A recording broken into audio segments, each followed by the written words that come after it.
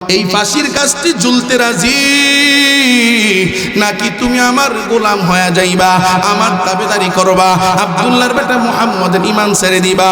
আব্দুল্লাহ ইবনে হুযায়ফা রাদিয়াল্লাহু তাআলা আনহু ডাক দিয়া কয়, আমি ঈমানদার, আমার জীবন থাকার যাক, আপনি আমারে ফাঁসির কাজটি ঝুলান আর না ঝুলান, আমি এক আল্লাহর গোলাম আর মুহাম্মদের উপর ঈমান ছাড়তে রাজি না।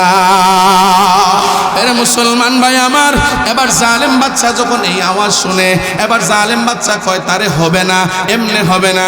কেমনে হবে না? কয় তার সামনে শাস্তি দিয়া কাউকে মারতে হবে, যদি শাস্তি দিয়া মারি তাইলে তার চোখের সামনে দেখলে তার একটু নরম হয়ে যাবে, দিল নরম হয়ে যাবে, একটু ভয় পেয়ে যাবে। ভয় যদি পায় তাইলে আমার গোলাম হয়ে যাবে। আল্লাহু আকবার কাবীরা।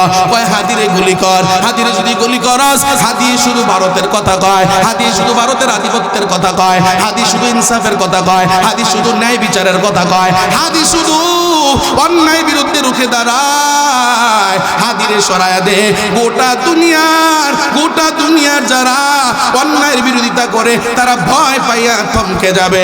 আল্লাহর জাতু সিফাতের কসম করে বলি, এক হাদি কবরে চলে গেছে, হাদির মতো জীবন দেওয়ার মতো হাজার নয় লক্ষ লক্ষ যুবক বাংলার জমিনে ন্যায় আর ইনসাফ প্রতিষ্ঠার জন্য জীবন দেওয়ার জন্য প্রস্তুত হয়ে আছে। কথা কোন ঠিক কিনা? এরে মুসলমান যুবক, আব্দুল্লাহ ইবনে হুযায়ফা যখন কোনোভাবেই কাতর করা যায় না, ওই যে আব্দুল্লাহ ইবনে হুযায়ফার সাথে কয়েকজন সৈন্যবাহিনী নিয়ে আসছে, কয়েকজন সৈন্যবাহিনী আসছে। এবার এই কয়েকজন সৈন্যবাহিনীর মধ্যে কয়েকজন সৈন্যবাহিনীরে স্পেশাল ভাবে এবার তার সামনে এসে হাজির করে ডাক দিয়া কয়, তাদের কি তোমার মায়া নাই? তোমার সাথে আসছে? বলে হ্যাঁ অবশ্যই মায়া আছে। কয়েকটু তাকাইয়া দেখ, মন্ত্রিসভা তাড়াতাড়ি করে জল্লাদ ডাক দাও, একটা অগ্নিকুণ্ড সাজাও। অগ্নিকুণ্ড সাজাইয়া ওই অগ্নিকুণ্ডের মধ্যে এখন একটা পাতিলা বসায়া দাও, ওই পাতিলার নিচে জাল দাও, ওই পাতিলার নিচে এখন তাপ দাও, তাপ দাও। পাতিলা যখন তাপ দেয়, পাতিলা গরম হয়, ওই পাতিলার মধ্যে তৈল ঢেলে দাও, তৈল ঢেলে দাও। এবার তৈল ঢেলে দেয়, এবার আগুন যখন জাল দেয়, আগুনের তাপ বাড়তেছে, পাতিলা গরম হয়, আগুনের তাপ বাড়ে, পাতিলা গরম হয়। পাতিলা যত গরম হয় তৈল তত গরম হয়। তৈল গরম হইতে হইতে এক সময় তৈল যখন টকবক টকবক করা আরম্ভ হয়ে যায়, তৈল যখন টকবক টকবক করে গরম হয়, আব্দুল্লাহ ইবনে হুযায়ফা ডাক দিয়া কয়, ও আব্দুল্লাহ ইবনে হুযায়ফা, একটু তাকাইয়া দেখো তোমার এই সৈন্যবাহিনীগুলো রে, এই 4-5 জন রে এই আগুনের মধ্যে তৈলের মধ্যে উত্তপ্ত তৈলে ফালায়া দেমো, এখনো সময় আছে, ঈমান ছেড়ে দাও, আমার গোলাম হয়ে যাও, তাইলে তোমার লোকগুলো বেঁচে যাবে। আব্দুল্লাহ ইবনে হুযায়ফা ডাক দিয়া কয়, এ বেঈমানের বেঈমান, এ নাফরমান, এ জালেম বাদশা হিরাক্লিয়াস, আমার লোক কেন? আমারেও যদি মারো, আমারেও যদি আগুনে ফেলাও, এরপরও তো ঈমান আমি ছাড়বো না। জালেম বাদশা ডাক দিয়া কয়, এমনে হবে না, তাড়াতাড়ি কইরা এই লোকগুলোরে ধাক্কা দিয়া ওই তৈলের মধ্যে ফেলায়া দে। তার সৈন্যবাহিনীরা, জালেম সৈন্যবাহিনীরা 4-5 জন লোক দইরা সৈন্যবাহিনীগুলোরে উত্তপ্ত তৈলের মধ্যে ফেলায়া দেয়। উত্তপ্ত তৈলে ফেলাইতে দেরি হয়, মাথার মগজ থেকে নিয়া পায়ের গোড়ালি পর্যন্ত চামড়া গোশত গুলো হাড় থেকে আলাদা হতে দেরি হয় না। আব্দুল্লাহ ইবনে হুযায়ফাকে ডাক দিয়া কয়, ও আব্দুল্লাহ ইবনে হুযায়ফা, তাকাইয়া দেখো তোমার সামনে তোমার সৈন্যবাহিনী 4-5 জন আগুনে ফালাইলাম, মুহূর্তের মধ্যেই চামড়াগুলো গোশতগুলো হাড় থেকে আলাদা হয়ে গেল, হাড় গলতে আরম্ভ হয়ে গেছে। আব্দুল্লাহ ইবনে হুযায়ফা, এখনো সময় আছে, তুমি আমাকে আমার গোলাম হয়ে যাও, এক আল্লাহর গোলামি বাদ দিয়া দাও, মুহাম্মদের পক্ষ থেকে ঈমান ছেড়ে দাও। আল্লাহু আকবার কাবীরা। আব্দুল্লাহ ইবনে হুযায়ফা রাদিয়াল্লাহু তাআলা ডাক দিয়া কয়, হে জালেম বাদশা, একের পরে কফার, একের পরে কফার, একের পরে কফার।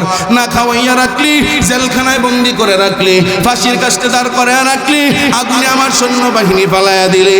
কতবার করে বললাম, স্পষ্ট ফাইনাল জবাব, এক হাদিরে গুলি করে এই বাংলার জমিন থেকে ন্যায় আর ইনসাফ প্রতিষ্ঠার জন্য যারা লড়াই করে তাদেরকে থামানো যাবে না। কথা কোন ঠিক কিনা?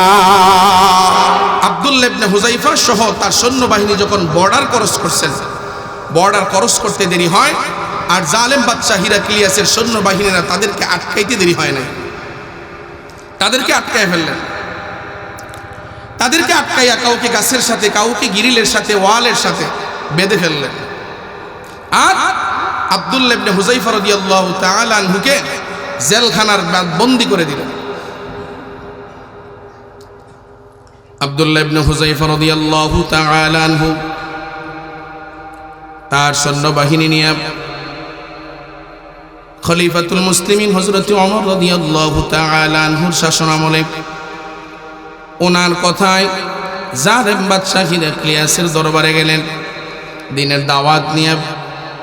জালেম বাদশা হিরাক্লিয়াস এই খবরটা যখন আব্দুল্লাহ ইবনে হুযায়ফা রাদিয়াল্লাহু তাআলা আনহু সহ তার সমস্ত সৈন্যবাহিনীরা যখন তার দরবারে যখন ঢুকে, তার রাজ্যের বর্ডার যখন ক্রস করে ওই রাজ্যের মধ্যে যখন প্রবেশ করে, তখন জালেম বাদশা হিরাক্লিয়াস তার সৈন্যবাহিনী দিয়া সবাইকে আটকায়া ফেলে। কাউকে গাছের সাথে, কাউকে দেয়ালের সাথে, কাউকে মাটির সাথে, কাউকে গাছের সাথে বেঁধে ফেলেন। আর আব্দুল্লাহ ইবনে হুযায়ফা রাদিয়াল্লাহু তাআলা আনহুকে জেলখানায় বন্দী করে ফেলেন। আব্দুল্লাহ ইবনে হুযায়ফা রাদিয়াল্লাহু তাআলা আনহুকে জেলখানায় বন্দী করে। এবার জালেম বাদশা হিরাক্লিয়াস আব্দুল্লাহ ইবনে হুযায়ফাকে 3টা অফার দেয়। প্রশ্ন রাখলাম, বুঝে থাকলে জবাব দেন, কয়টা অফার দেয়? 3টা অফার দেয়। 1 নাম্বার অফার হলো, আব্দুল্লাহ ইবনে হুযায়ফা, আমার রাজ দরবারে কেন আসছো? তোমার রাজ দরবার ধ্বংসের জন্য আসছিলাম। আব্দুল্লাহ ইবনে হুযায়ফাকে উদ্দেশ্য করে জালেম বাদশা হিরাক্লিয়াস ডাক দিয়া কয়, আব্দুল্লাহ ইবনে হুযায়ফা, আমার একটা সুন্দরী রমণী আছে, আমার একটা সুন্দরী কন্যা আছে। আমার এই রাজ্যের মধ্যে, আমার এই রাজ্যের মধ্যে আমার মেয়ের মতো, আমার কন্যা সন্তানের মতো এত সুন্দরী রমণী এই রাজ্যের মধ্যে আর একটাও নাই। আব্দুল্লাহ ইবনে হুযায়ফা, তুমি যদি চাও আমার এই কন্যাকে তোমার সাথে বিবাহ বন্ধনে আবদ্ধ করে দিতে পারি। আব্দুল্লাহ ইবনে হুযায়ফা, আমি তোমাকে আরেকটা অফার দিয়ে দিলাম। 2 নাম্বার অফার হলো, আমার রাজ্যের অর্ধেকটা আমি তোমার নামে লিখে দেব। 3 নাম্বার অফার হলো, আমার সম্পদের অর্ধেক তোমার নামে আমি লিখে দেব। আব্দুল্লাহ ইবনে হুযায়ফাকে ডাক দিয়ে বলে, এই 3টা অফার গ্রহণ করে নাও। জালেম বাদশা ডাক দিয়া কয়, আব্দুল্লাহ ইবনে হুযায়ফা, এই 3টা অফার তুমি গ্রহণ করে নাও। 3টা অফার গ্রহণ কইরা এবার তুমি ওমরের ইসলাম তুমি নিষেধ করে দাও, ওমর থেকে আলাদা হয়ে যাও, আব্দুল্লাহর বেটা মুহাম্মদের ঈমান ছেড়ে দাও, এক আল্লাহর গোলামি বাদ দিয়া দাও। আমি জালেম বাদশা হিরাক্লিয়াসের কথা মতো তুমি চলো, তুমি আমার তাবেদারি হয়ে যাও, তুমি আমার গোলাম হয়ে যাও। আব্দুল্লাহ ইবনে হুযায়ফা রাদিয়াল্লাহু তাআলা আনহু ডাক দিয়া বলে, হে জালেম বাদশা, তুমি বলছো তোমার এই রাজ্যের মধ্যে সব থেকে সুন্দরী রমণী, সুন্দরী কন্যা সন্তান, তোমার কন্যা সন্তান, এটাকে তুমি আমার সাথে বিবাহ বন্ধনে আবদ্ধ করাইবা। আমি কি বলি জানুনি? তোমার এই রাজ্যের কেন গোটা দুনিয়া যাচাই বাছাই করে যদি কোনো সুন্দরী রমণী আইনা আমার সাথে বিবাহ বন্ধনে আবদ্ধ করাইয়া দাও, এরপরেও আমি ঈমান ছাড়তে রাজি না। আব্দুল্লাহ ইবনে হুযায়ফা রাদিয়াল্লাহু তাআলা আনহু ডাক দিয়া বলে, তুমি তো বলছো তোমার রাজ্যের অর্ধেক ক্ষমতা তুমি আমার নামে লিখে দিবা। তোমার রাজ্যের অর্ধেক কেন, গোটা দুনিয়ার ক্ষমতাও যদি তুমি আমার নামে লিখে দাও, এরপর আমি ঈমান ছাড়তে রাজি না। তুমি বলছো তোমার সম্পদের অর্ধেক সম্পদ তুমি আমার নামে লিখে দিবা। আমি কি বলি জানুনি? এই গোটা দুনিয়ার সম্পদ যদি আমার নামে লিখে দাও, এরপর আমি আব্দুল্লাহর বেটা মুহাম্মদের উপর কালিমা পড়ে করে যেই মুসলমান হইলাম আব্দুল্লাহর বেটা মুহাম্মদুর রাসূলুল্লাহ সাল্লাল্লাহু আলাইহি ওয়াসাল্লামের উপর যে ঈমান আনলাম, এক আল্লাহর গোলাম হইলাম, আমার জীবন যাবে যাবে যাবে যাবে যাবে জেলখানায় বন্দি করে আমারে আমার মরণ পর্যন্ত রাখতে পারবা, আমারে গোটা দুনিয়ার মালিক বানায় দিতে পারবা, আর আমি আব্দুল্লাহ ইবনে হুযাইফার জবান থেকে তোমার গোলাম হওয়ার কথা বের করতে পারবা না। আল্লাহু আকবার বলবেন না? আউলিয়ারা কার উকবা ইখতিয়ার, জাহেলারা কার দুনিয়া ইখতিয়ার, মাইলে মুমিন সুয়ে মুমিন মিশাওয়াত, মাইলে কাফের সুয়ে কাফের মিশাওয়াত। এবার জালেম বাদশার কথা যখন শুনে না আব্দুল্লাহ ইবনে হুযাইফার ঈমান বড় মজবুত, জালেম বাদশা হিরাক্লিয়াস এবার ডাক দিয়া কয়, আব্দুল্লাহ ইবনে হুযাইফারে আজকে থেকে খানা বন্ধ করে দাও। খানার যখন অভাব হবে, খানার জন্য যখন পেটের মধ্যে টান পড়বে, ক্ষুধায় যখন কাতর হয়ে যাবে, তখন আব্দুল্লাহ ইবনে হুযাইফা ওমরের ইসলাম সাইরা, মুহাম্মদের ইসলাম সাইরা, এক আল্লাহর ইসলাম সাইরা, তখন আমি জালিম বাদশা হিরাক্লিয়াসকে তখন মেনে নেবে। এবার ডাক্তার একটা রেডি করে দেওয়া হলো, একজন ডাক্তার পাশে বসা, ডাক্তার বসে পাহারা দেয়, খবর নিবা কোন দিন বেশি কাতর হয়ে যায় ওই দিন আমারে জানাইবা, মরতে দেওয়া হবে না। মুসলমান যুবক আব্দুল্লাহ ইবনে হুযাইফা তার ব্যাপারে বলা হয় একদিন নয়, দুদিন নয়, 3 দিন নয়, 1 সপ্তাহ পর্যন্ত খানা বন্ধ। 1 সপ্তাহ পর্যন্ত খানা বন্ধ দেওয়ার পর 1 সপ্তাহ পর এবার ডাক্তার দৌড়াইয়া জালেম বাদশা হিরাক্লিয়াসের দরবারে যায়। জালেম বাদশা হিরাক্লিয়াস, আপনি যে আব্দুল্লাহ ইবনে হুযাইফারে বন্দী করে রাখছেন, আজকে 1 সপ্তাহ পর্যন্ত আপনি খানা দেন না। ও জালেম বাদশা হিরাক্লিয়াস, আপনি এখন আমার থেকে নতুন খবর নেন।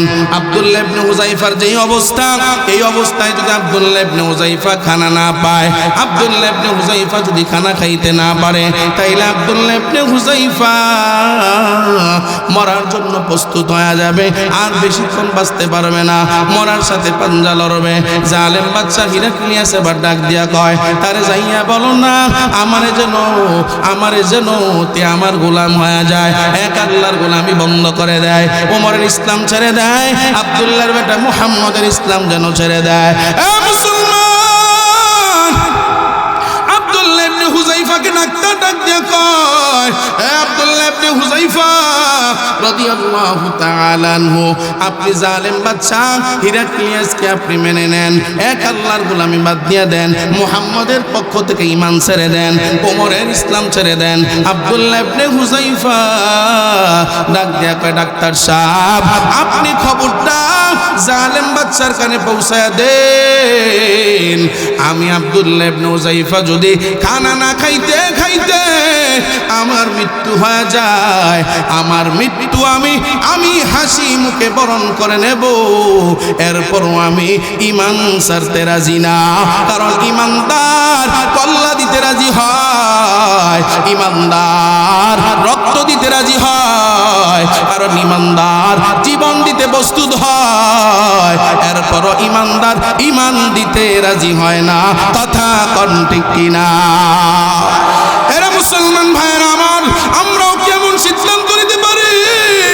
মুসলমান ঈমানের উপর যদি এমন আঘাত আসে, মুসলমান ঈমান টিকায় রাখতে গিয়া হাদির মতো আমরা যদি এমন হইতে পারি, বাঁচলে যদি হাদির মতো বাঁচতে পারি, মরলে যদি হাদির মতো হইতে চাই, আমাদের সামনেও যদি এমন পরীক্ষা আসে, ওই পরীক্ষা দিতে গিয়া যদি আমার হামলা খাইতে হয়, যদি আমার মামলা খাইতে হয়, যদি আমার জেলে যাইতে হয়, এলাকার মানুষ যদি আমার বিপক্ষে চলে যায়, এলাকার মানুষ যদি আমারে মারতে আসে, আমার যদি রক্ত দিতে হয়, আমার যদি জীবন দিতে হয়, এরপরেও এক আল্লাহর গোলামি নবী মুহাম্মদ রাসূলুল্লাহ সাল্লাল্লাহু আলাইহি ওয়াসাল্লামের উপর থেকে ঈমান ছাড়ব না। কারা কারা দুইটা হাত আমার মাওলারে দেখায়া দাও। নারায়ে তাকবীর, নারায়ে তাকবীর।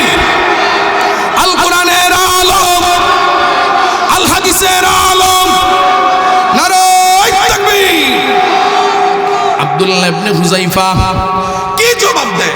1 সপ্তাহ ধরে না খাওয়া। কয় সপ্তাহ? আরো জোরে কোন কয় সপ্তাহ? 1 সপ্তাহ ধরে না খাওয়া। এরপরেও কয় জীবন চলে যাবে, খানা না দিতে পারে, এরপরও আমি ঈমান ছাড়তে রাজি না। আল্লাহু আকবার।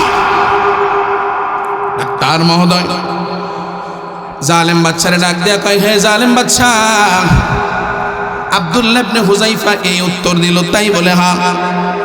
এত ঈমান কই পায়? পেটে খিদা, পেটে ক্ষুধা, শরীর কাতর হয়ে যায়, এত ঈমান কই পায়?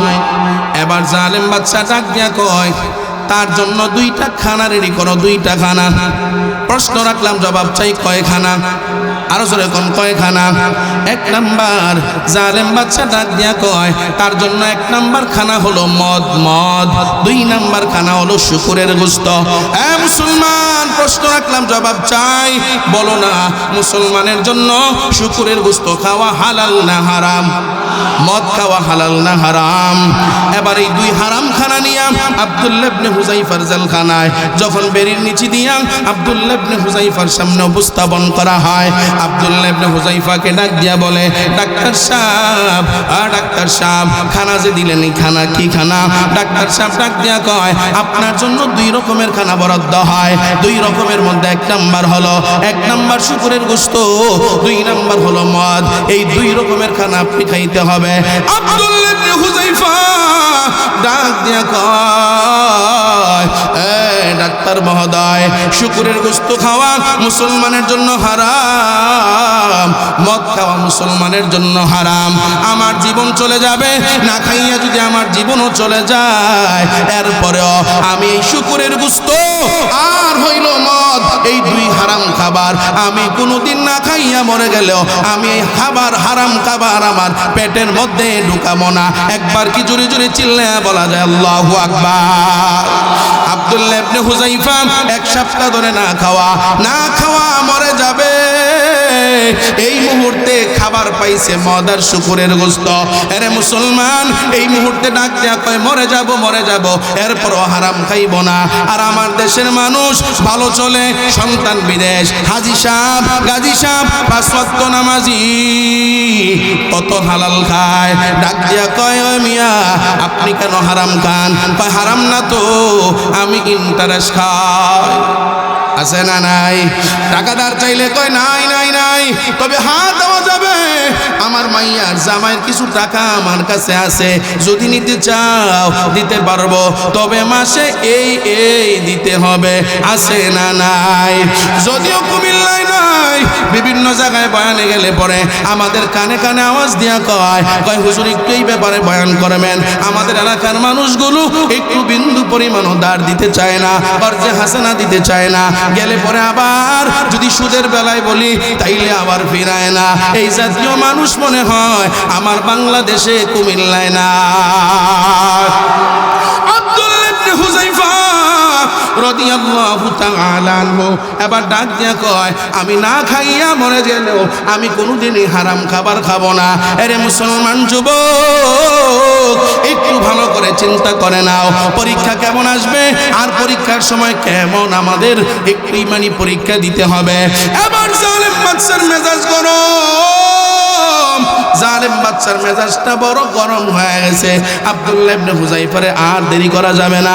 আব্দুল্লাহ ইবনে হুযায়ফা রাদিয়াল্লাহু তাআলা আনহুরে তাড়াতাড়ি ফাঁসির কাস্টে ঝুলাইয়া দে, আর দেরি করা যাবে না।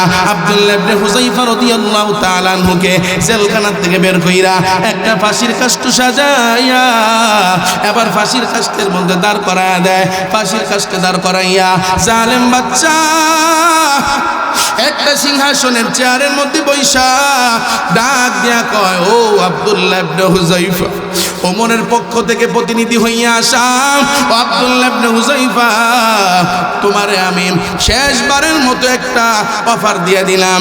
এখন তুমি চাইলে বাঁচতে পারো, চাইলে তুমি মরতে পারো। যদি তুমি আমারে গ্রহণ করে নাও, আমার তাবেদারি করো, আমার গোলামি করো, যদি আমাদের দেশের কথা কও, আমাদের দেশের বিরুদ্ধে কইলে তারে যদি ফাঁসি দাও, আমাদের দেশের বিরুদ্ধে কইলে তারে যদি গুলি করো, আমাদের দেশের বিরুদ্ধে কিচ্ছু কইলে যদি তারে মারো, যদি তার উপর হামলা করো, যদি ইমাম কয় তারে যদি চাকরিচ্যুত করে দাও, নিশ্চিত আগামীতে তোমরা ক্ষমতা।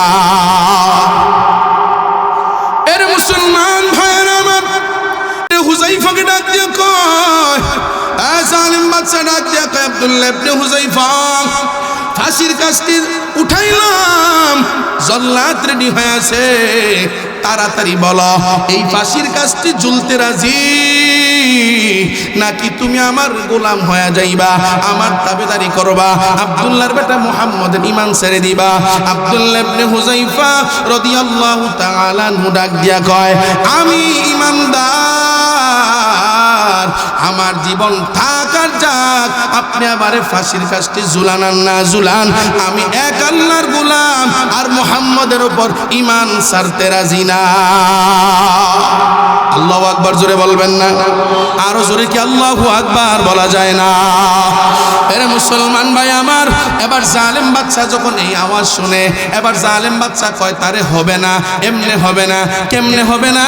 কয় তার সামনে শাস্তি দিয়া কাউকে মারতে হবে, যদি শাস্তি দিয়া মারি তাইলে তার চোখের সামনে দেখলে তার একটু নরম হয়ে যাবে, দিল নরম হয়ে যাবে, একটু ভয় পেয়ে যাবে, ভয় যদি পায় তাইলে আমার গোলাম হয়ে যাবে।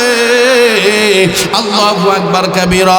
কয় হাদিরে গুলি কর, হাদিরে যদি গুলি করস, হাদি শুধু ভারতের কথা কয়, হাদি শুধু ভারতের আধিপত্যের কথা কয়, হাদি শুধু ইনসাফের কথা কয়, হাদি শুধু ন্যায় বিচারের কথা কয়, হাদি শুধু অন্যায় বিরুদ্ধে রুখে দাঁড়ায়। হাদিরে সরায়া দে, গোটা দুনিয়ার যারা অন্যায়ের বিরোধিতা করে তারা ভয় পাইয়া থমকে যাবে।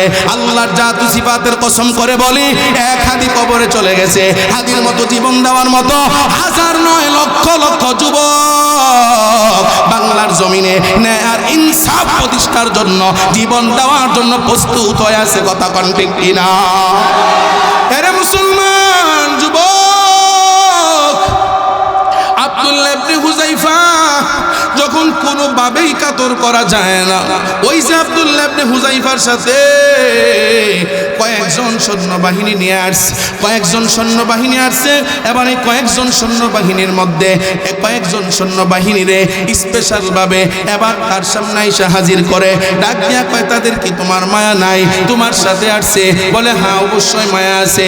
কয়েকটু তাকাইয়া দেখ, এই মন্ত্রিসভা তাড়াতাড়ি করে জল্লাদ ডাক দাও, একটা অগ্নিকুণ্ড সাজাও। অগ্নিকুণ্ড সাজাইয়া ওই অগ্নিকুণ্ডের মধ্যে এখন একটা পাতিলা বসায়া দাও, ওই পাতিলার নিচে জাল দাও, ওই পাতিলার নিচে এখন তাপ দাও, তাপ দাও। পাতিলা যখন তাপ দেয়, পাতিলা গরম হয়, ওই পাতিলার মধ্যে তৈল ঢেলে দাও, তৈল ঢেলে দাও। এবার তৈল ঢেলে দেয়, এবার আগুন যখন জাল দেয়, আগুনের তাপ বাড়তেছে, পাতিলা গরম হয়, আগুনের তাপ বাড়ে, পাতিলা গরম হয়। পাতিলা যত গরম হয় তৈল তত গরম হয়।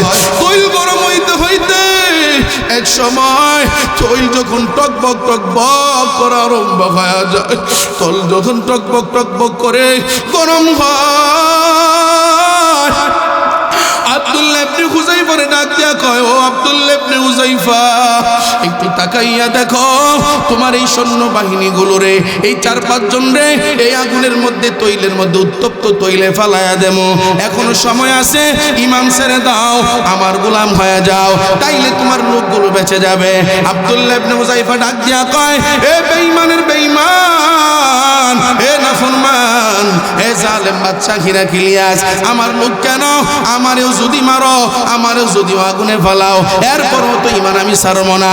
জালেম বাদশা ডাক দিয়া কয়, এমনে হবে না, তাড়াতাড়ি কইরা এই লোকগুলোরে ধাক্কা দিয়া ওই তৈলের মধ্যে ফালায়া দে। তার সৈন্যবাহিনীরা, জালেম সৈন্যবাহিনীরা 4-5 জন লোক দইরা সৈন্যবাহিনীগুলোরে উত্তপ্ত তৈলের মধ্যে ফালায়া দেয়। উত্তপ্ত তৈলে ফালাইতে দেরি হয়, মাথার মগজ থেকে নিয়া পায়ের গোড়ালি পর্যন্ত চামড়া গোশতগুলো হাড় থেকে আলাদা হতে দেরি হয় না। আব্দুল্লাহ ইবনে হুযায়ফাকে ডাক দিয়া কয়, ও আব্দুল্লাহ ইবনে হুযায়ফা, তাকাইয়া দেখো তোমার সামনে তোমার সৈন্যবাহিনী 4-5 জন আগুনে ফালাইলাম, মুহূর্তের মধ্যেই চামড়াগুলো গোশতগুলো হাড় থেকে আলাদা হয়ে গেল, হাড় গলতে আরম্ভ হয়ে গেছে। আব্দুল্লাহ ইবনে হুযায়ফা, এখন সময় আছে, তুমি আমাকে আমার গোলাম হয়ে যাও, এক আল্লাহর গোলামি বাদ দিয়া দাও, মুহাম্মদের পক্ষ থেকে ঈমান ছেড়ে দাও। আল্লাহু আকবার কাবীরা। আব্দুল্লাহ ইবনে হুযায়ফা রাদিয়াল্লাহু তাআলা আনহু ডাক দিয়া কয়, এ জালেম বাদশা, এ একের পরে কফার, একের পরে কফার, একের পরে কফার। না খাওয়াইয়া রাখলি, জেলখানায় বন্দি করে রাখলি, ফাঁসির কাস্টে দাঁড় করে রাখলি, আগুনে আমার সৈন্যবাহিনী পালাইয়া দিলি। কতবার করে বললাম, স্পষ্ট ফাইনাল জবাব, এক হাদিরে গুলি করে এই বাংলার জমিন থেকে ন্যায় আর ইনসাফ প্রতিষ্ঠার জন্য যারা লড়াই করে তাদেরকে থামানো যাবে না। কথা কোন ঠিক কিনা? এরা মুসলমান ভাইয়েরা আমার, আব্দুল্লাহ ইবনে হুযাইফার যখন ইমানের পাওয়ার দেখা এবার জালেম বাদশা ডাক দিয়া কয়, না হবে না, হবে না। আব্দুল্লাহ ইবনে হুযাইফাকে সহ, তাকে সহ আগুনের মধ্যে ফালায়া দেয়। আব্দুল্লাহ ইবনে হুযাইফা রাদিয়াল্লাহু তাআলা আনহুকে যখন তৈলের পাতিলার সামনে নেওয়া হয়, তৈলের পাতিলার সামনে নেওয়ার পর এবার আব্দুল্লাহ ইবনে হুযাইফা একটু কান্না করে, একটু কান্না করে। আল্লাহু আকবার বলেন। আব্দুল্লাহ ইবনে হুযাইফা কান্না করে। এবার জালেম বাদশা খুশি হয়ে গেছে, খুশি হইয়া ডাক দিয়া কয়, মনে মনে একটা ভাব, মনে হয় ভয় পাইছে, মনে হয় ভয় পাইছে। ভয় পাওয়ার কারণেই তো চোখে দিয়া পানি, চোখ দিয়া পানি। আব্দুল্লাহ ইবনে হুযাইফাকে ডাক দিয়া কয়, হে আব্দুল্লাহ ইবনে হুযাইফা, তুমি কেন কান্না করো জানতে চাই। আব্দুল্লাহ ইবনে হুযাইফা ডাক দিয়া কয়, তুমি কি ভয় পাইছো নাকি এজন্য কান্না করো? আব্দুল্লাহ ইবনে হুযাইফা রাদিয়াল্লাহু তাআলা আনহু ডাক দিয়া কয়, না না না, ইমানদার মৃত্যুকে ভয় পাই না, ইমানদারের জন্য মৃত্যু হলো হাদিয়া স্বরূপ। কথা কোন ঠিক কিনা? ইমানদারের জন্য মৃত্যু হলো হাদিয়া। ইমানদার মৃত্যু পকেটে নিয়ে ঘুরে, পকেটে নিয়ে ঘুরে।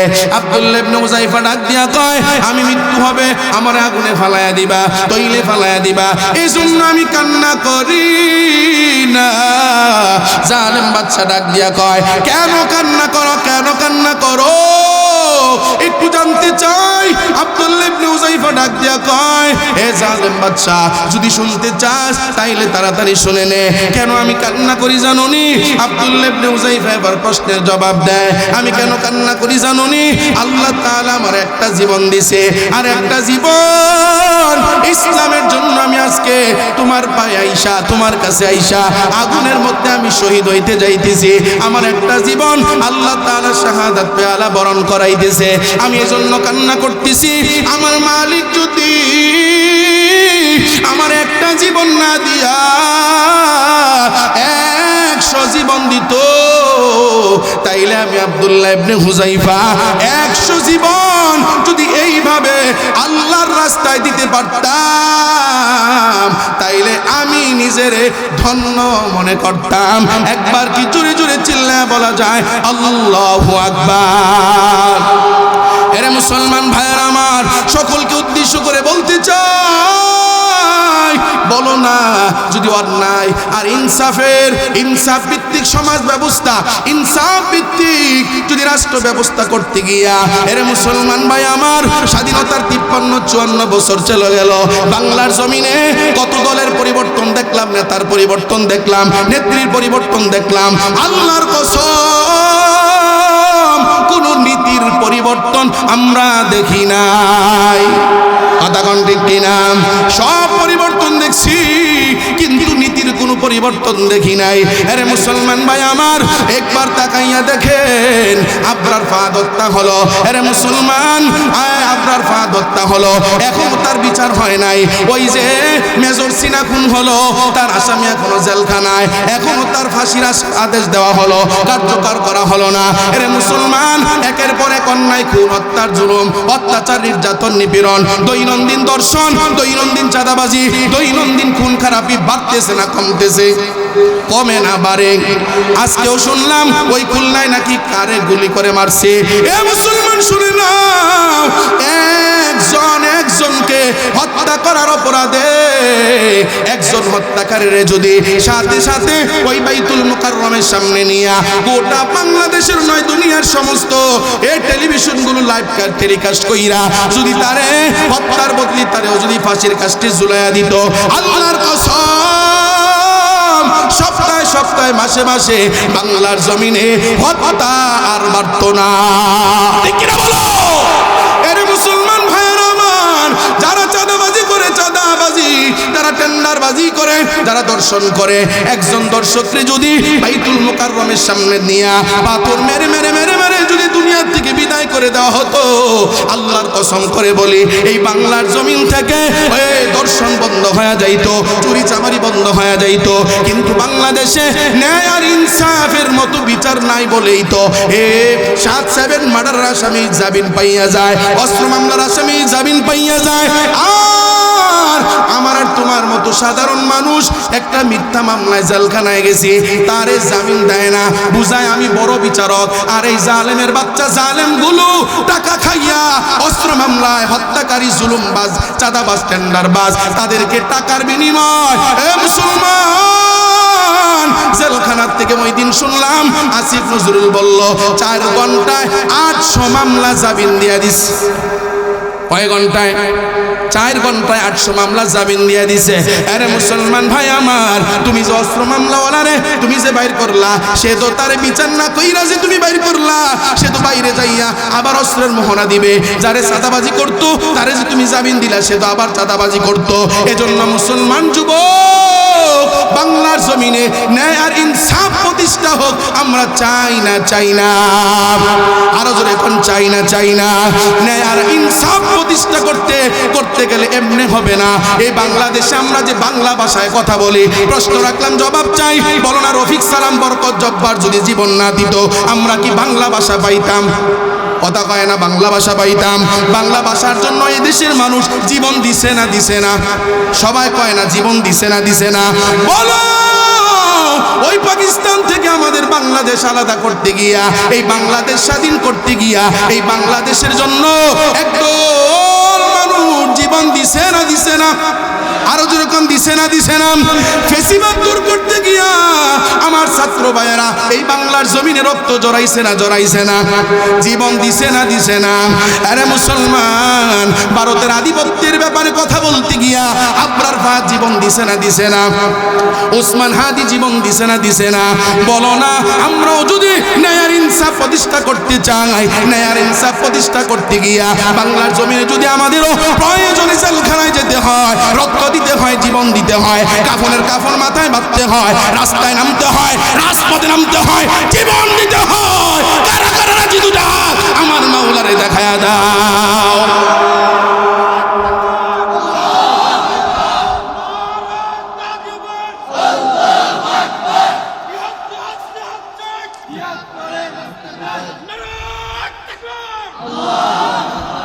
লড়াইয়ের ওই ময়দানেতে যেতে তোমাকে হবে, প্রয়োজনে সব রক্তটুকু জমিনেই ঢেলে দেবে। লড়াইয়ের ওই ময়দানেতে যেতে তোমাকে হবে, প্রয়োজনে সব রক্তটুকু জমিনেই ঢেলে দেবে। তবু তোমায় লড়তেই হবে, মানিবে না পরাজয়। তবু তোমায় লড়তেই হবে, মানিবে না পরাজয়। বিপ্লব মানে জীবন দেয়া, বসে থাকা নয়, সে কোনোদিন আসবে না রে করহ যদি বা। ঠিক কিনা বলো? বিপ্লব মানে জীবন দেয়া, বসে থাকা নয়, সে কোনোদিন আসবে না রে করহ যদি বাই। আসবে বিজয় রক্ত আর জীবনের বিনিময়, আসবে বিজয় রক্ত আর জীবনের বিনিময়। বিপ্লব মানে জীবন দেয়া, বসে থাকা নয়, সে কোনোদিন আসবে না রে করহ যদি বাই। বিপ্লব মানে জীবন দেয়া, বসে থাকা নয়, সে কোনোদিন আসবে না রে করহ যদি বাই। ঠিক কিনা বলেন? কোথা থেকে কোন বিন্দেশি সুকুন আমার দেশে এসে সেবার নামে বসলো জোরে মির্জাফরের বেশে। ঠিক কিনা বলো? কোথা থেকে কোন বিন্দেশি সুকুন আমার দেশে এসে সেবার নামে বসলো জোরে মির্জাফরের বেশে।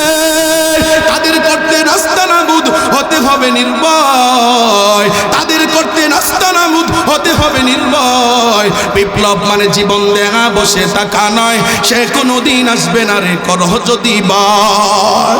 আসবে বিজয় রক্ত আর জীবনের বিনিময়, আসবে বিজয় রক্ত আর জীবনের বিনিময়। বিপ্লব মানে জীবন দেয়া, বসে থাকা নয়, সে কোনোদিন আসবে না রে করহ যদি বাই। ইসলামের জন্য লড়তে রাজি আছো না? এই বাংলার জমিনে সাধারণ মানুষ কোনো বিচার পায় না। স্বাধীনতার 53 বছর আমরা দেখেছি শ্রমিক তার অধিকার ফিরে পায় না, মেধাস্থান তালিকায় উত্তীর্ণ হওয়া যুবকগুলো তাদের যথাস্থান তারা ফিরে পায় না, এদেশের বিধবা মহিলাগুলো, অসহায় দরিদ্র এতিম যারা আছে তাদের ন্যায্য অধিকার ফিরে পায় না। যারাই ক্ষমতার অদল বদল হয়ে ক্ষমতায় যায় তারা শুধু তাদের নিজের দলের আর কর্মীর চিন্তা করে, অন্য কোনো জনগণের চিন্তা করে না। কথা কোন ঠিক কিনা? অথচ অবস্থা তো হলো এমন, একটা গ্রামে, একটা সমাজে, একটা ইউনিয়নে, একটা থানায় অনেকে আওয়ামী লীগ করে, অনেকে বিএনপি করে, অনেকে জাতীয় পার্টি করে, অনেকে জামাত করে। আমি রাজনীতির কথা বলবো না, একটু ভালো করে শুনে। এখন পার্লামেন্ট যখন হবে, ভোট হবে, যার পছন্দ অনুযায়ী সে ভোট দিবে। এখন মনে করেন আওয়ামী লীগের একজন এমপি সে বিজয় হয়ে গেছে, বিএনপির একজন এমপি বিজয় হয়ে গেছে, জাতীয় পার্টির একজন এমপি বিজয় হয়ে গেছে। এখন আপনাদের কাছে আমার প্রশ্ন, বলেন যিনি দেবিদ্বারের এমপি, যিনি মুরাদনগরের এমপি, সে কি আওয়ামী লীগ যদি বিজয় হয় সে কি শুধু আওয়ামী লীগের এমপি? তখন বিজয় হওয়ার পরে সে কি তখন আওয়ামী লীগের এমপি নাকি সবার? কথা কয় না, এক দলের না সব দলের? ইলেকশন হওয়ার আগ পর্যন্ত পছন্দ করার মতো লোক থাকতে পারে, কিন্তু বিজয় হওয়ার পরে একজন চেয়ারম্যান সব দলের চেয়ারম্যান, ঠিক কিনা বলেন? বিএনপি যদি হয় সব দলের চেয়ারম্যান, সব দলের এমপি, সব দলের মেম্বার। কিন্তু আমার অবস্থাটা হলো এমন, যখন আমরা বিজয় হই তখন হওয়ার পরে শুধু আমার দলের, আমার কর্মী, আর বাকি যারা আছে তাদের ব্যবসা বাণিজ্য বন্ধ করে দাও, তাদের সব। গতকালকে একজনের লোক কথা হয়েছে, হুজুর হঠাৎ করে সরকার চলে যাওয়ার কারণে আমার ব্যবসা লাটে উঠে গেছে। কেন? কারণ কি এমন হবে কেন? এদেশের মানুষ ব্যবসা করবে, চাকরি করবে, এদেশের মানুষ কৃষিকাজ করবে, গাড়ি চালাবে। আমার দলের হলে, আমার যদি ক্ষমতায় থাকি, আমাদের দলওয়ালারা তারা কাজ করবে, ব্যবসা করবে, চাকরি করবে। আর বাকিওয়ালারা যদি করতে হয় তাইলে আমাদের চান্দা দিতে হবে। কথা কয় না? দেশ কেমন হওয়ার কথা বলেন? আরে হোক না একজন এমপি, হয় যে কোনো দলের একজন এমপি হওয়ার পরে সর্বদলীয় মানুষের ন্যায় আর ইনসাফ এবং অধিকার সবাইকে দে, তাইলে তোমার আগামী বছর তোরই মানুষ এমপি বানাবে।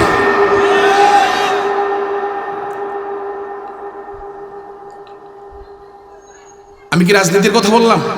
আওয়ামী লীগের বিরুদ্ধে বলছি? বিএনপির বিরুদ্ধে বলছি? আমি বাংলাদেশের নাগরিক হিসাবে ন্যায় আর ইনসাফের কথা বলার অধিকার আমার আছে না নাই?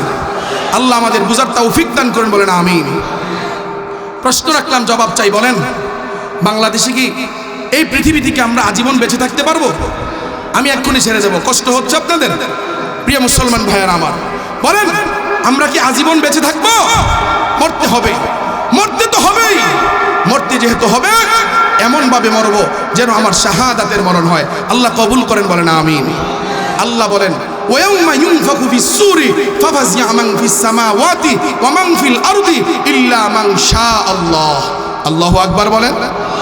আল্লাহ বলেন এমন একটা দিন আসবে, এমন একটা দিন আসবে যেদিন ইসরাফিল আলাইহিস সালাম সিংহায় ফুৎকার দিবেন। বলেন সিংহায় ফুৎকার দিবেন। সিংহায় ফুৎকার দেওয়ার পর অতঃপর সমস্ত মানুষগুলো, আসমানে যারা আছেন, জমিনে যারা আছেন, সবাই ভীত সন্তুষ্ট হয়ে যাবে। ইল্লা মান শাআল্লাহ, শুধুমাত্র কেবলমাত্র আল্লাহ যাদেরকে চাইবেন তারা ব্যতীত সবাই ভীত হয়ে যাবে।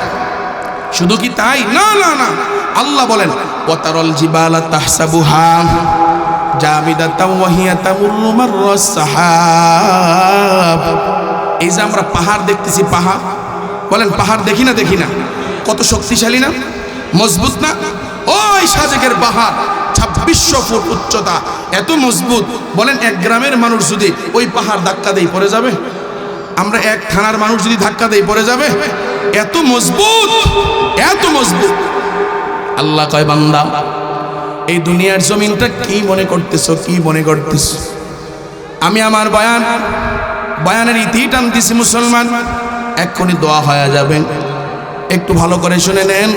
আল্লাহ তাআলা ডাক দেয়া তাওয়াতারাল জিবালা তাহসাবুহা জামিদাতাও ওয়া হিয়া তামুররু মাররাস সাহাব। কোনো সমস্যা হইতেছে? অসুবিধা? হ্যাঁ, সমস্যা নাই?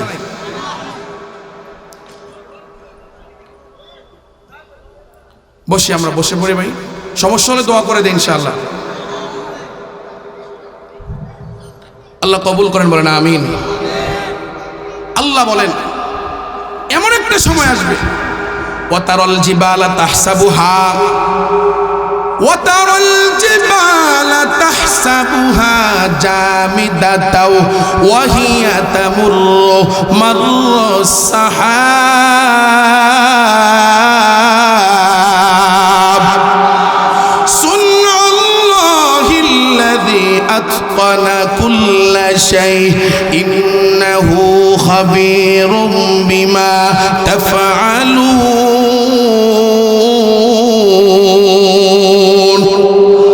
আল্লাহ ডাক দিয়া কয়, আরে বান্দা, দুনিয়ায় তো সব সময় থাকতে পারবে না, তোমার বয়স যতই হোক একদিন না একদিন মরা লাগবেই লাগবে, লাগবে না লাগবে না। আরে মুসলমান, আল্লাহ ডাক দিয়া কয়, ইসরাফিল আলাইহিস সালাতু ওয়াস সালাম যখন সিংহায় ফুৎকার দিবে মানুষগুলো ভীত হয়ে যাবে। আরে মুসলমান, আসমান এবং জমিনের মধ্যে যা কিছু আছে সব ভীত হয়ে যাবে, ইল্লা মানশা আল্লাহ, আল্লাহ যা চাইবেন তারা সারা। একবার ভাবিয়া দেখেন কেমন ধ্বংস হবে, জানেননি কেমন ধ্বংস হবে? আল্লাহ কয়, ওয়াতারাল জিবাল তাহসাবুহা জামিদাতাও ওয়া হিয়া তামুররু মাররাস সাহাব। এই যে পাহাড়গুলি দেখতেছো এত মজবুত, এত মজবুত, এত মজবুত, এত মজবুত। আল্লাহ ডাক দিয়া কই, গোলাম, ওই দিন ইসরাফিল আলাইহিস সালাতু ওয়াস সালাম যখন সিংহার মধ্যে ফুৎকার দিবে, সিংহার মধ্যে ফুৎকার দিতে দেরি হবে। এ মুসলমান, ওই মজবুত তোমাদের চোখের দেখায় পাহাড়গুলো তুলার মতো উঠতে থাকবে। সুবহানাল্লাহ, তুলার মতো উঠতে থাকবে, তুলার মতো উঠতে থাকবে। ওয়াতারাল জিবালা তাহসাবুহা জামিদাতাও ওয়া হিয়া তামুররু মাররাস সাহাব সুবহানাল্লাহিল্লাযী আতকানা কুল্লা শাই। এটা হলো আল্লাহর ক্ষমতা। এ মুসলমান, একটু ভালো করে শুনে নাও। আল্লাহ ডাক দিয়া কয়, আমি পাহাড়গুলো তুলার মতো উড়াইয়া দেব, তুলার মতো উড়াইয়া দেব। আর তুমি কি ক্ষমতার মালিক, তুমি কি সম্পদের মালিক? তোমার 5 জন ভাই আছে বলে তোমার ক্ষমতা এলাকার মানুষ থাকতে পারে না। তোমার 5 জন সন্তান আছে বলে তোমার কথার কারণে, তোমার দাপটের কারণে চা দোকানে মুরব্বীরা বসতে পারে না। এ মুসলমান, একটু ভালো করে শুনে নাও। আল্লাহ ডাক দেয়া কয়, ওই দিন ইসরাফিলের সিংহায় ফুৎকার দেওয়ার পর আমি আল্লাহ তুলার মতো, তুলার মতো সব উড়াইয়া দেব। আমি আল্লাহ সব তুলার মতো উড়াইয়া দেব। শুধু তাই না, একটু ভালো করে বান্দা শুনে রাখো, আমি আল্লাহ যা সৃষ্টি করেছি সুদীর্ঘভাবে সৃষ্টি করেছি। ইন্নাহু খাবীরুম বিমা তাফআলুন। আরে যুবক, তুমি যা করতেছো সব ব্যাপারে আমি আল্লাহ অবগত। তুমি মনে করতেছো তুমি যে দোকানে বইয়া বইয়া গীবত করো, আমি আল্লাহ মনে হয় জানি না, আমি আল্লাহ মনে হয় জানি না। আল্লাহু আকবার কাবীরা। বান্দা, তুমি যে কোরআনের বিরুদ্ধে কও, মনে হয় আমি আল্লাহ জানি না। তুমি যে মিথ্যা বলো, চুরি করো, ডাকাতি করো, তুমি যে সুদ খাও, তুমি যে ঘুষ খাও, তুমি যে পরের দিন বিচারের আগে রাতের বেলায় তুমি যে 2 হাত দিয়া কিছু টাকা পকেটে ঢুকাইছো, তুমি কি মনে করো আমি আল্লাহ জানি না? ইন্নাহু খাবীরুম বিমা তাফআলুন। আল্লাহ ডাক দিয়া কয়, বান্দা তুমি যা করো, যা করো সব বিষয় আমি আল্লাহ জানি। এ মুসলমান, আল্লাহ তাআলা আয়াতে বলেন, ওয়ানফিখা ফিস সূরি ফাসঈকা মান ফিস সামাওয়াতি ওয়া মান ফিল আরদি ইল্লা মান শাআ আল্লাহ সুম্মা নুফিখা ফীহি উখরা ফাইযা হুম কিয়ামুন ইয়ানজুরুন। আল্লাহ ডাক দিয়া কয়, বান্দা যখন সিংহায় ফুৎকার দিবে, 1 নাম্বার ফুৎকার, 1 নাম্বার ইসরাফিল আলাইহিস সালাতু ওয়াস সালাম যখন সিংহায় ফুৎকার দিবে, আমার দয়ার আল্লাহ ডাক দিয়া কয়, বান্দা এই দুনিয়ার মধ্যে, আসমানের মধ্যে, জমিনের মধ্যে, এ মুসলমান যুবক, দিলের কান লাগায় শুনে যাও। আল্লাহ কয়, ওয়ানুফিকা ফিস সূরি, আয়াত পড়লে মুখস্থ করে নাও। ওয়ানুফিকা ফিস সূরি ফাসঈকা মান ফিস সামাওয়াতি ওয়া মান ফিল আরদি ইল্লা মান শাআ আল্লাহ। 24 নাম্বার পারার 5 নাম্বার পৃষ্ঠার প্রথম লাইনে আয়াত। এই আয়াতের তরজমা পড়ে নিবা। আমার মালিক ডাক দিয়া কয়, ইসরাফিল যখন সিংহায় প্রথম ফুৎকার দিবে, আসমানে যা আছে, জমিনে যা আছে, সব সব জ্ঞান হারাইয়া বেহুশ হয়ে যাবে, বেহুশ হয়ে যাবে, বেহুশ হয়ে যাবে, জ্ঞান হারাইয়া। ইল্লা মানশা আল্লাহ, আল্লাহ যাদেরকে চাইবেন শুধু তারা ছাড়া। 2 নাম্বার, সুম্মা নুফিখা ফীহি উখরা ফাইদা হুম কিয়ামুন ইয়ানজুরুন। আল্লাহ ডাক দিয়া কয়, গোলাম এ গোলাম, দ্বিতীয়বার যখন আল্লাহ বলেন ডাক দিয়া, ইসরাফিল যখন দ্বিতীয়বার ফুৎকার দিবে, এবার মুফাসসিরে কেরামগণ বলেন 1 নাম্বার ফুৎকার থেকে 2 নাম্বারের ফুৎকারের দূরত্ব কত হবে? একটা ফুৎকার দেওয়ার পর 2 নাম্বার ফুৎকারটা ইসরাফিল আলাইহিস সালাম কত বছর পরে দিবেন? সমস্ত মতানৈক্যের পর সমস্ত অধিকাংশ মুফাসসিরিনে কেরামগণের মত হলো প্রায় 40,000 বছর পর, 40,000 বছর পর ইসরাফিল আলাইহিস সালাম যখন 1 নাম্বার ফুৎকার দিবেন, দ্বিতীয় ফুৎকারটা 40,000 বছর পর তিনি 2 নাম্বার ফুৎকার দিবেন। হে মুসলমান, পৃথিবীর থেকে আমরা যে সবার শেষে চলে যাব, সবার শেষে এই পৃথিবীর থেকে যারা আমরা সবার শেষে কবরে চলে যাব, আলমে বরজাখে আল্লাহর নবী পয়গম্বর রাহমাতুল লিল আলামিন ডাক দিয়া কয়, ওই উম্মতটা ওই কবরের মধ্যে 40,000 বছর থাকতে হবে। কয় বছর? 1000 বছর থাকতে হবে, 40,000 বছর, 1 বছর 2 বছর নয়। আরে মুসলমান, আল্লাহু আকবার কাবীরা। আল্লাহ তাআলা ডাক দিয়া বলেন, ওয়ানুফিখা ফিস-সূরি ফানুফিখা ফিস-সূরি ফাসঈকা মান ফিস-সামাওয়াতি ওয়া মান ফিল আরদি ইল্লা মান শাআল্লাহ সুম্মা নুফিখা ফীহি উখরা ফাইদা হুম কিয়ামুন ইয়ানজুরুন। মানুষগুলো ওইটা এবার তাকাতে থাকবে, চতুর্পাশে তাকাতে থাকবে, তাকাতে থাকবে। অন্য আয়াতে আল্লাহ বলেন, ওয়া ইয়াউমা ইউনফাখু ফিস-সূরি ফাফাজি'a মান ফিস-সামাওয়াতি ওয়া মান ফিল আরদি ইল্লা মান শাআল্লাহ ওয়া কুল্লুন আতাউহু দাখিরিন। হে মুসলমান, মানুষগুলো যখন ভীত সন্তুষ্ট হয়ে যাবে, হে মুসলমান ভাই, কিয়ামতের ময়দানে যখন হাজির হয়ে যাবে, আল্লাহ তাআলা ডাক দিয়া কয়, ওই দিন কি হবে জানোনি? মান জাআ বিল হাসানাতি ফালাহু খায়রুম মিনহা। যারা ভালো আমল নিয়ে যাবে, ভালো আমল নিয়ে যাবে, ভালো আমল যারা নিয়ে যাবে, আল্লাহ ডাক দিয়া কয়, মান জাআ বিল হাসানাতি ফালাহু খায়রুম মিনহা ওয়া হুম মিন ফাজা'i ইয়াউমাইযিন আমিনুন।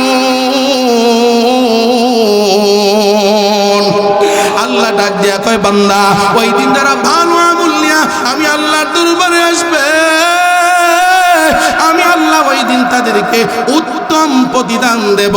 আর ভীত সন্ত্রস্ত কর থেকে আমি আল্লাহ ওই বান্দারে আমি আল্লাহ নিরাপদে রাখবো। ওয়ামান জাবিস সাইয়াতি ফাকুব্বাত উজুহুহুম ফিন্নার। আল্লাহ ডাক দিয়া কয়, কেউ যদি বদ আমল নিয়ে আসে, মন্দ আমল নিয়ে আসে, আল্লাহ ডাক দিয়া কয়, হাল তুজজাউনা ইল্লা মা কুনতুম তা'মালুন। ওয়ামান জাবিস সাইয়াতি ফাকুব্বাত উজুহুহুম ফিন্নার। আল্লাহ ডাক দিয়া কয়, মন্দ আমল নিয়ে যদি আসে, আমি আল্লাহ তাকে উপর করে জাহান্নামের মধ্যে নিক্ষেপ করব। আল্লাহু আকবার কাবীরা, আল্লাহু আকবার কাবীরা। হাল তুজজাউনা ইল্লা মা কুনতুম তা'মালুন। আল্লাহ ডাক দিয়া বলবে, এটা তোমার আমলের প্রতিদান, মন্দ আমলের প্রতিদান। যা তুমি করে আসো, তা তুমি করে আসছো, যেই মন্দ কাজ করছো, এই মন্দ কাজের প্রতিদান আজ তুমি পাইলা। এর এলাকার যুবক, ভালো করলে ভালো পাবো, মন্দ করলে মন্দ পাবো। যদি আমি অন্যায়কারী হই, দুনিয়ায় যদি আমি শাস্তি না পাই, কোন না কোন কারণে, সম্পদের কারণে, জনবলের কারণে, ক্ষমতার গরমে, আল্লাহর কসম, আল্লাহর আদালতে, ফামান ইয়ামাল মিসকালা যাররাতিন খায়রান ইয়ারা ওয়া মান ইয়ামাল মিসকালা যাররাতিন শাররান ইয়ারা। যাররা যাররা পরিমাণ হিসাব করে তোমার আমলের প্রতিদান দেওয়া হবে, যাররা যাররা পরিমাণ হিসাব করে। আয় বান্দা, তোমার মন্দ আমলের জন্য তোমাকে জবাব দিতে হবে। এজন্য একটু মনে মনে ভাবিয়া দেখো, আমি যে ন্যায় করতেছি না অন্যায় করতেছি, আমি নামাজ না পড়ি অন্যায় করি, আমি মিথ্যা বলে অন্যায় করি, আমি গীবত করে অন্যায় করি, আমি সুদ খাইয়ে অন্যায় করি, আমি মানুষের গীবত করে অন্যায় করি, আমি মানুষের সমালোচনা করে অন্যায় করি। মুসলমান, মুসলমান, এগুলোর বিচার একদিন আল্লাহর আদালতে দিতে হবে, জবাব দিতে হবে, বিচারের প্রতিদান তুমি পাইবা। আর যদি নামাজ পড়ো, রোজা রাখো, হজ করো, বাইতুল্লাহর জিয়ারত করো, আব্বা আম্মার খেদমত করো, মিথ্যা যদি না বলো, গীবতের সাথে যদি সম্পর্ক না রাখো, সুদের সাথে যদি সম্পর্ক না রাখো, অন্যায়ের সাথে যদি আপোষ না করো, আল্লাহ ডাক দেয়া কয় বান্দা ওই দিনটা তোমার জন্য ওহুম মিন ফাজাই ইয়াউমাইদিন আমিনুন, তোমার জন্য নিরাপদ নিরাপদ নিরাপদ। এজন্য মুসলমান একটু ভালো করে তাকাইয়া দেখ, এই জমিনের মধ্যে যারাই আসছেন, আমার বাবা দাদা খালো, আমার এইভাবে করে আত্মীয় স্বজনেরা, এদের মধ্যে অনেকেই তো কবরে চলে গেছে। আপনারা যারা ময়দানে বসা বলেন না, আপনাদের আত্মীয় স্বজনের মধ্যে কেউ না কেউ কবরে গেছে না গেছে না? আরো জোরে কোন গেছে না গেছে না? আমার আব্বা চলে গেলেন কয়েক বছর হয়ে গেল, আমার দাদা চলে গেলেন কয়েক বছর হয়ে গেল, আমার দাদি চলে গেল কয়েক বছর হয়ে গেল। কত জেলা ঘুরি, ওই রাঙামাটি কক্সবাজার, ওই খাগড়াছড়ি যায়, মুসলমান বরিশাল ফরিদপুর যায়, ওই ভোলা যায়, ওই টাঙ্গাইল যায়, ওই ময়মনসিংহ যায়, ওই সিলেট যায়। আল্লাহর কসম, আমার বাবার চেহারার মতো আর চেহারা দেখি না, আমার দাদার চেহারার মতো আর চেহারা দেখি না, আমার দাদির চেহারার মতো আর চেহারা দেখি না। যুবক, তোমার আত্মীয় স্বজন যারা কবরে চলে গেছে, একটু তাকাইয়া দেখ, তারা এখন কবরে। আজকে শীতের মৌসুমে আমি আর তুমি ল্যাপ কম্বল গায়ে দিয়া ঘুমাই, তাদের কি অবস্থা বলো না? একদিন তো তাদের কবরের পাশে যাই না। আমি আর তুমি যখন মরব, আমি আর তুমিও তো কবরে চলে যাব। ওই কবরে যাওয়ার পর আমার অবস্থা কি হবে, তোমার অবস্থা কি হবে, একটু ভাবিয়া দেখো। আল্লাহর নবী বলেন, আল কবর রাউযাতুম মিন রিয়াদিল জান্নাহ আও হুফরাতুম মিন হুফারিন নার। কারো কবর হবে জান্নাতের বাগান, কারো কবর হবে জাহান্নাম। মুসলমান, ভালো যদি করিয়া যাও ওই কবরের মধ্যে ভালো পাইবা, মন্দ যদি করিয়া যাও ওই কবরের ভিতরে মন্দ পাইবা। একটা হাদিস বলে আমার আলোচনা শেষ করে। আল্লাহর নবী বলেন, ইয়াত্তাবিউল মাইয়িতা সালাসা, ইয়াত্তাবিউল মাইয়িতা সালাসা, আল আহাল, আল মাল, আল আমাল। আল্লাহর নবী বলেন, আমি আপনি যখন ইন্তেকাল করব, ইন্তেকাল করে যখন কবরের দিকে যাইব, ওই কবরের দিকে যাওয়ার সময় আমার সাথে আপনার সাথে তিনটা জিনিস যাবে। বুঝে থাকলে বারোরার মুসলমান, যুবক, মুরব্বী বাবারা, বলো না আমি আপনি মারা গেলে ওই কবরের দিকে কয় জিনিস যাবে? এক নাম্বার আল আহাল, আমাদের পরিবার যাবে। আল মাল, দুই নাম্বার আমাদের সম্পদ যাবে। আল্লাহর নবী ডাক দিয়া কন, ইয়ারজিউ ইসলাম, দুই জিনিস ফিরে আসবে। দুই জিনিসের মধ্যে এক নাম্বার ওয়াল আহাল, ইয়ারজিউল মাল ওয়ারজিউল আহাল। আল্লাহর নবী বলেন, তিন জিনিস যাবে, দুই জিনিস ফিরে আসবে। এক নাম্বার তোমার মাল ফিরে আসবে, দুই নাম্বার তোমার পরিবার পরিজন তোমারে মাটি দেওয়ার পরে আল্লাহু আকবার ওই পরিবারও ফিরে আসবে। ওয়ায়াবুকাল আমাল, শুধুমাত্র কেবলমাত্র ওই কবরের মধ্যে থাকবে আমল। আমল নিয়ে যদি কবরে না যেতে পারো, এই দুনিয়ার সম্পদ আহাল পরিবার কেউ আমার আর তোমার কাছে আসবে না। ওই কবরে যেতে হবে আমল নিয়া, আমল নিয়া। আমাল সে বনতি হ্যায় জান্নাত বি জাহান্নাম, আমাল সে বনতি হ্যায় জান্নাত বি জাহান্নাম। এ খাকে ফিতরত মে না নারি হায় না নূরি, এ খাকে ফিতরত মে না নারি হায় না নূরি। আমল নিয়া যদি কবরে যেতে পারো, ওই কবর হবে জান্নাতের বাগান। আর যদি আমল না নিয়ে কবরে যাও, তাইলে কবর হবে জাহান্নামের বাগান। এবার সিদ্ধান্ত তোমাদের। যুবক ভাই, এখনো এক পাঁচ ওয়াক্তের ভিতরে এক ওয়াক্ত পড়ি না। আমি তোমাদের বলি, যারা পাঁচ ওয়াক্তের এক ওয়াক্ত পড়ো না, আজকে থেকে অভ্যাস করো। হুজুর আমি দইরেই তো পাঁচ ওয়াক্ত পড়তে পারবো না, তিন ওয়াক্ত পর, তিন ওয়াক্ত পারবো না, দুই ওয়াক্ত পর, দুই ওয়াক্ত পারবো না, এক ওয়াক্ত পর, একদিন এক ওয়াক্ত কইরা, এক সপ্তাহ পরে দুই ওয়াক্ত বাড়া, এরপরে আবার তিন ওয়াক্ত বাড়া। এক ওয়াক্ত পড়তে পড়তে পড়তে পড়তে অভ্যস্ত হইয়া পাঁচ ওয়াক্ত নামাজি হইবা। আব্বা আম্মার সেবা করবা, আব্বা আম্মার সাথে খারাপ আচরণ করবা না। ন্যায় আর ইনসাফ প্রতিষ্ঠার লক্ষ্যে, সমাজ এবং রাষ্ট্র কায়েমের জন্য তাদের সহযোগী হইবা। নিজে অন্যায় করবো না, অন্যায়ের সাথে আপোষ করবো না। কারা কারা রাজি? দুইটা হাত আমার মাওলারে দেখায়া দাও। নারাই তাকবীর।